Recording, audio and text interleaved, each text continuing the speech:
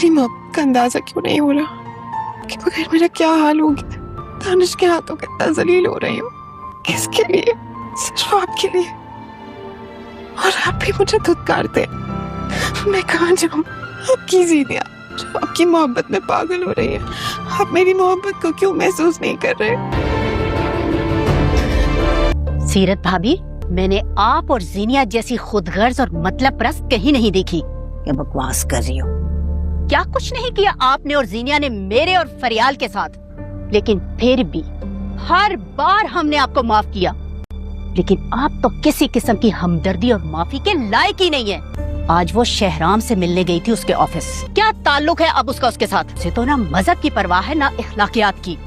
मैं पूछती हूँ अब आखिर वो लगता क्या है उसका, जो वो अपने शौहर को छोड़ के फरियाल के शौहर से मिलने जाती है। मैं यहाँ सिर्फ ये बताने आई हूँ कि मेरे सब्र को मजीद ना आजमाए। अगर उसने दोबारा शहराम से मिलने की कोशिश भी की ना, तो मैं उसके घर जाके उसके शौहर के सामने उसकी बेइज्जती करूंगी।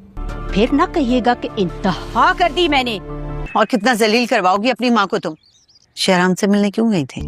झूठ है ये। झूठ नहीं है। समीर ने घर आके सिद्रा और साइमा के सामने इतनी बकवास की है, इतनी बकवास की है, मैं तुम्हें बता नहीं सकती। मेरा दिल चाह रहा था कि जमीन फटे और मैं दफन हो जाऊं उसमें। वो इस जिंदगी में भी मेरा था और मर के भी मेरा ही रहेगा। तो फिर उसे पाने के लिए तुम्हें अपनी माँ को मारना होगा। तो तुम्हारी वजह से मैं अपने आप को खत्म कर दूंगी। और मैं तुम्हें ये बता रही हूँ। अब ऑफिस में ज़ीनिया आने लगी है। वो मेरे लिए इतनी अहम नहीं है कि मैं उसकी वजह से तुम्हें मना करूं। तुम्हारी जुर्रत कैसे हुई मेरे हस्बैंड शहराम के ऑफिस जाने की? वो मेरा भी हस्बैंड था, इसलिए गई थी। था, लेकिन अब नहीं। मैं सोच रही थी तुम बहुत प्राउड हो, बहुत आन बान है, लेकिन अब मुझे अंदाजा हो गया तुम बहुत गिरी हुई हो। अपना घटियापन दिखाने के लिए तुम किसी भी हद तक जा सकती। अब मैं इसे नहीं छोड़ूंगी। तुम कान खोल के मेरी बात सुनो। सुना है शानजी की शादी हो रही है। मौका देख के फरियाल को शादी के दौरान तुमने धक्का देना है। इसका बच्चा तो खत्म हो। हेलो, कौन? वो फैजान बात कर रहा हूँ। कैसे हैं? सॉरी, मैं आपको पहचाना नहीं। क्या बात करनी है आपको? आप इतना तो समझ गए होंगे कि मैंने आपको निकाह पर मुबारकबाद देने के लिए फोन तो नहीं किया। देखो, मेरे पास पहेलियां पूछने का वक्त नहीं है। बताओ क्या बात करनी है? मेरी आपसे पहले तो कभी बात नहीं हुई, लेकिन आपसे बात करके इतना अंदाजा हो गया है मुझे कि आप अपनी या किसी और की जिंदगी बर्बाद नहीं करेंगे। देखो, मेरा वक्त बहुत कीमती है।